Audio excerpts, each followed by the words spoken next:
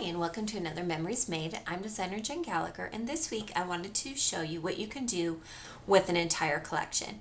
Now, there are two different collections, and there are collection kits, which typically include pattern paper and some stickers and occasionally embellishments. But there are also collections, which include paper and stickers and all the embellishments. It's the entire release for a certain line from a manufacturer. So today I wanted to show you how you can take some elements from a collection, a matching collection, and just one collection to create a layout. And this is the For the Record documented collection from Echo Park Paper, and it included brads and 6x6 paper pads, layered chipboard. It had a 6x12 chipboard. It had alpha stickers, element stickers, and lots of pattern paper. So we're going to be using the elements that you see here to create a layout today. So let's go ahead and get started.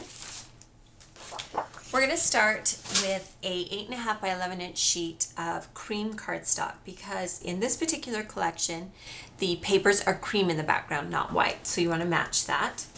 So we're going to go ahead and start with a green sheet from the 6x6 paper pad, and all of the pattern paper in today's tutorial is from that 6x6 paper pad.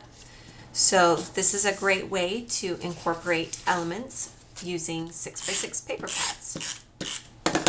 So we will just start creating the page by adhering different elements.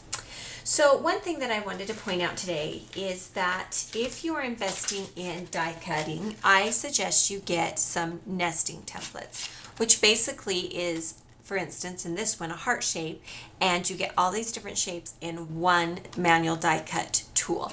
And this is very cost effective, and it's fun to do projects like the one we're going to do today. So the first one I cut was from the largest heart in this collection, and it's from the blue dot and the tan. And we'll go ahead and adhere that to our page, and we're going to align it right down the center of those two pattern papers. Then from the chipboard sheet, the 6x12 chipboard sheet, there was this blue doily, and we are going to mount that in the center of the heart. And then I have another die cut that is a leaf die cut, and this is from Sizzix. It is called Branch with Leaves, and from the 6x6 paper pad I cut a leaf. It's bright orange on one side and it is a pale blue on the other side, and we'll go ahead and adhere this to the layout. And I'm just going to adhere the very bottom of it so that it lays a little bit loose on my page. So we'll go ahead and adhere that here, adjust it as needed, and then I'm going to layer elements on top of that.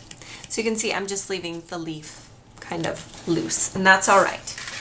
So I had this fabric flower, and it's layered, and it came with a gem, but I didn't want to use a diamond gem. I wanted to incorporate one of the collection's beautiful brads. So I'm going to pick a brad from this collection, and we'll put it in the center of the flower. And I think I'm going to use this green brad right here. It's kind of got a floral flourish in it. So we'll go ahead and add that. Before I put the brad through the flower, I'm going to add a sticker. And this sticker is from the alpha sticker sheet, and we'll add that there. And then this For the Record is from the brad set. And we will pierce through these tags and through the flower, and I twist it around to give it a little bit bigger of an opening. And you can create two side-by-side holes and then roll it around to create an even bigger hole. And rather than do this through the chipboard, I just went through the fabric because the chipboard would be too thick by the time you add the flower and everything. So it takes a little bit of time to get it to be able to go through. I'll go ahead and put this through, and then we will add it to the chipboard piece. So there you have the flower with the brad in it, and you can see the two tags. We'll go ahead and add that to the chipboard right in the center, and we'll do that using some glue dots. I'm going to use a large glue dot for this. Just right in the center, so you can start to see how I'm building some floral layers. For the title of this layout, I'm going to use this Everyday Moments sticker label from the Alpha sticker sheet. And I'm going to stick it onto the chipboard label. And then I think I want to add a adhesive foam dot to that. So I'm going to use my paper piercer to hold it up. And that way it's not both floating on the chipboard and then laying flat. We want it to kind of flow evenly. So that will function and serve as our title. From the layered chipboard and the chipboard sheet, there are fun elements like these chipboard stickers. There are matching ones on the Alpha sticker sheet. And you can see they have open ones as well as numbered ones. So I'll go ahead and stick a regular sticker one there and then layer a chipboard one on top. And the chipboard is sticky, but if you need additional adhesive, and I get a little obsessive about adhesive, I add some extra. All right, let's go ahead and add some more die cut hearts. And some of them I have already pre-cut and some of them we can cut together. So I want to show you how that works. So let's go ahead and do some die cutting. So what I do when I'm planning my die cutting is I will take the actual die cut and I will see the size that I want simply by placing the tool onto my page. And then that will help me determine if this is the actual size I want to cut. And then depending on your manual die cut machine instructions, you will need to know how to place the cutting plates. I'm using the Cuttlebug machine, so mine will be the A, B, and C plates. And I can just layer these up and manually roll them through. And that will cut through the pattern paper. The nice thing about die cutting from 6x6 paper pads is that dependent on the manufacturer, if the print is smaller, which a lot of them do, then it looks really nice as a die cut. Now you can die cut easily from 12 by 12, but for some reason that smaller format, the smaller print just looks so nice. All right, so there you can see I've easily cut a die cut heart. And I want to distress this one a little bit. It's a little bit in your face with its color, light blue color, so I'm going to rub the edges with a pigment brown stamping ink pad. And then I'll gather all the little die cut shapes I've made, and I'll also ink this little green and blue one.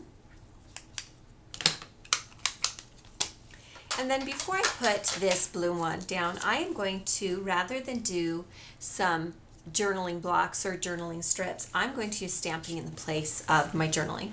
So I have a little stamp from Hero Arts that says, "Dreaming of you takes me home," and I'm going to stamp that right onto this die cut heart. So you can always substitute your journaling with a stamp that says what you would say. So I'm just going to use some tan ink. So it's just a very subtle color stamp. All right, let's go ahead and adhere these to our layout.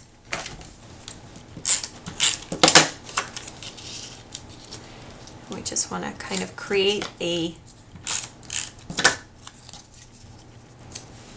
cascading row of hearts.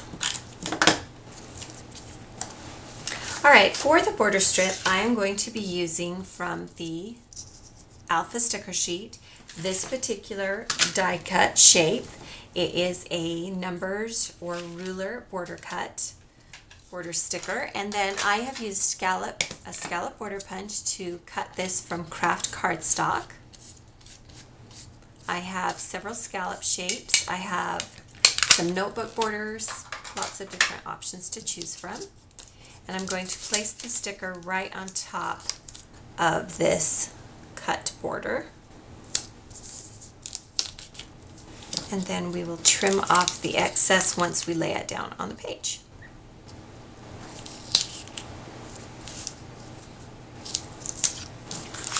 So we can use our scissors, and to trim it off, I always turn the page over. And using the back of the page as a guide, I just cut off that extra piece. All right, now today I'm using some photos of me, and when I went to print them off, I noticed they weren't very high quality. They were taken in an indoor mall in the south, and it was highly humid that day, even in the mall. And so the photos were very grainy. And so what I did is, rather than print them at a large 4x6 size, I kept them smaller, around 3x4. And that way you don't notice the graininess quite as much as you might otherwise if you had it 4x6. So to finish off this page, I'm going to add some photo corners from Canson. We'll just do this at the bottom of the photo grid. And these colors of my son and I match the colors in the documented collection. And then we'll add a corner to each of these top pattern papers. So you can see how by focusing on one collection from a manufacturer, you can pull elements from the collection to create a layout. And I promise you that you'll have plenty left over to do additional projects like cards or additional layouts. So thank you for joining me for this week's Memories Made video. Be sure to check my blog for the complete supply list for creating this layout, and look for a new video coming soon.